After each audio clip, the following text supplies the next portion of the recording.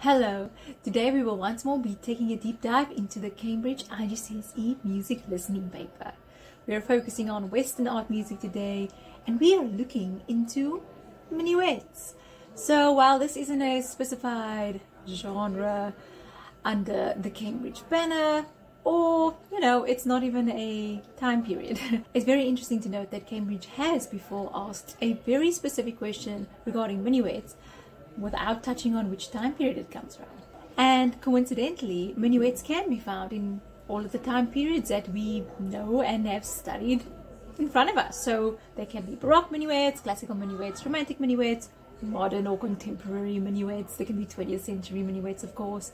And of course, you yourself can compose a minuet right now, which would be a nice postmodern minuet, or in whichever style you choose to compose it in. It'll be a minuet in that style.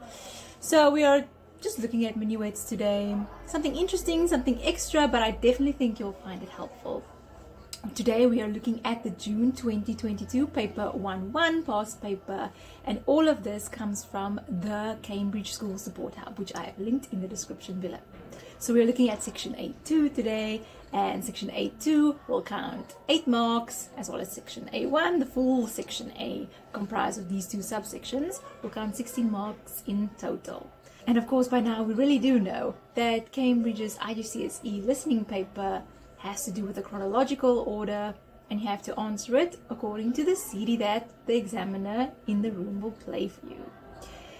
So we're hopping right into the questions for 8.2. We do get a little skeleton score here, hoo. And those of you who do play a certain instrument, and those of you, who do know a certain composer, we'll get there a bit later, you might recognize this off the bat because it is quite a famous piece, a famous minuet. But besides that, let's just hop into the questions about this quick little extract.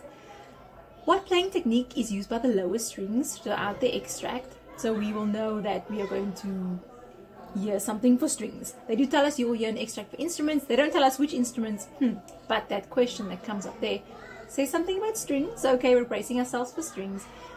Then question 7, name the key and the cadence in bars 7 to 8. And also, the sheet music is there for you, so you can actually, without listening, already analyze the key. You can even see the cadence there, even though they only give you a melody line. You can make some good informed choices over there. However, it's good to confirm it with the listening, so we'll listen there. Then they ask of us, describe the similarities and the differences between the printed music and then the music we just heard when the extract continues. So of course we're only given 2 lines of a solo instrument here, and then after that the extract continues. So what are we hearing? What does the music do musically? Then on the next page there are 2 questions, so be sure to page over to make sure that you are answering all the questions, because sometimes Cambridge does leave a little awkward blank space or even a blank page, and you might think, oh, the questions are done now, but they're not. Just make sure that you are answering all the questions. So on the next page we have question 9a, which of the following best describes this extract? And they sort of give you some genres there: canon, march, minuet, theme and variations. Of course this is a minuet, but we're going to have to give a reason for our answer. So let us be prepared to give a good reason there. So we are about to hop into our listening, and then we will answer our questions. Now listen to music A2 and answer the questions.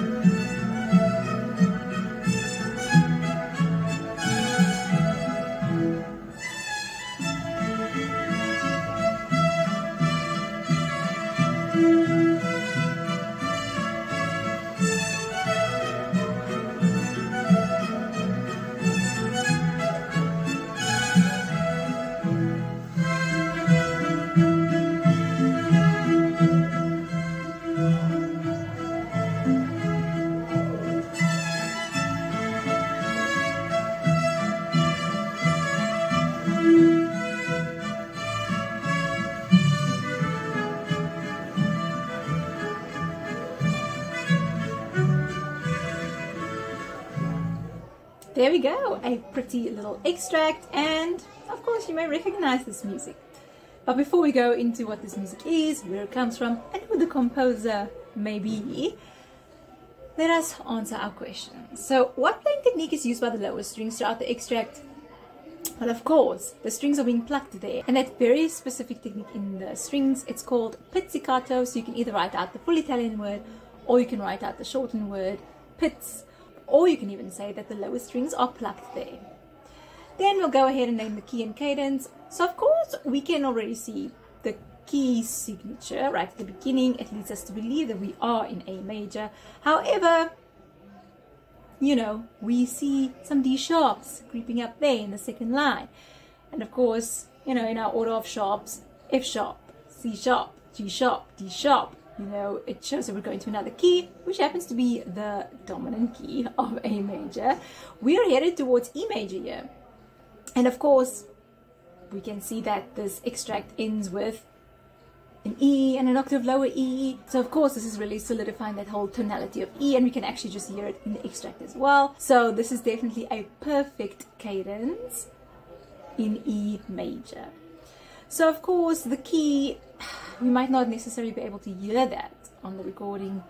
We can definitely see that in the paper. Now, you know, the Cambridge doesn't have a little theory section in and of itself, but they do expect us to know basic things like key signatures and intervals and scales and everything that revolve around the key, that include everything up to 3 sharps and 3 flats in both major and minor keys, so we need to be on the lookout for that. Then I think we're going to skip question 8 for now. We're going to go on to question 9. Which of the following describes this extract best? It is of course a minuet. So it's not a canon, it's definitely not a march. There's no variations on a theme. So of course it's a minuet. You can either just tick it because you know it's a minuet or because you know it's not the others. And then we have to give a reason for our answer. Now of course here we're hearing beautifully, classically phrased music. We're hearing something in triple meter, so we are definitely in 3/4 time here. It's very stately, it's very moderately paced. Any of those would give you your mark there. Remember, we do have the mark allocations in brackets, so here we only need to give one reason for our answer, and any of those should get you your mark there.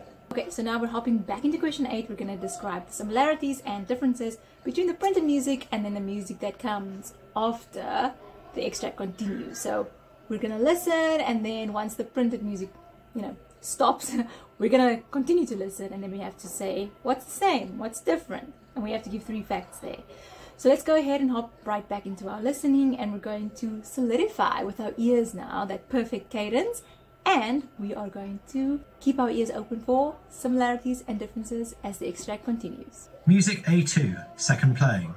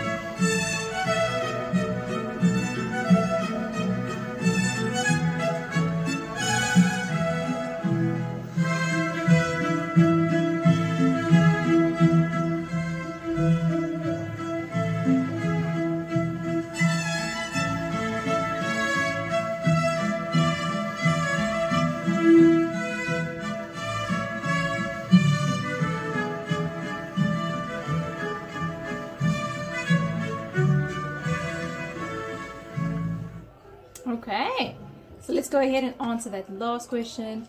Before we do, are you able to recognize this piece? Are you able to recognize the composer? So we have a very classical type minuet here. Definitely evenly phrased, as a minuet usually is phrased.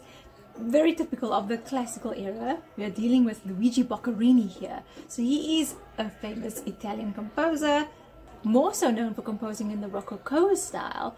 But of course, just hearing this minuet, and upon hearing it for the first time, you can definitely say to yourself, if they were to ask me from which time period this comes, I can definitely go ahead and put down the classical era.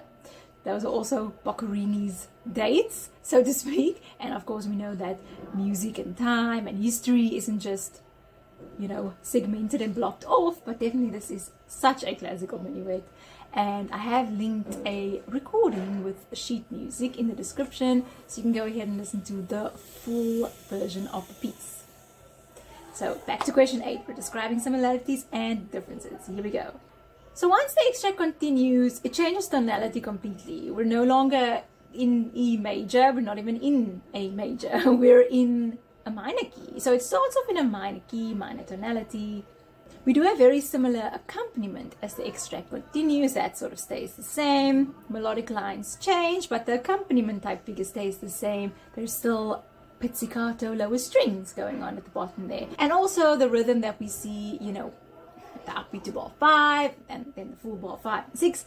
That is what we hear as the extract continues. The melody is definitely lower here and the accompaniment figure is actually higher than the melody here. Then later on we hear our opening melody, our opening theme, if you will, in the same key. So A major, the original key, we hear that a bit later. So any of those points will give you your marks there. Remember that you do need 3 facts, so pick your 3 out of there and you should get your marks there. If you do happen to say something else and it makes logical and musical sense according to Cambridge's guidelines and directions, they will definitely accommodate you and present you with your marks there. So I hope that this does help you with your Cambridge IGCSE music listening if they happen to ask you a minuet.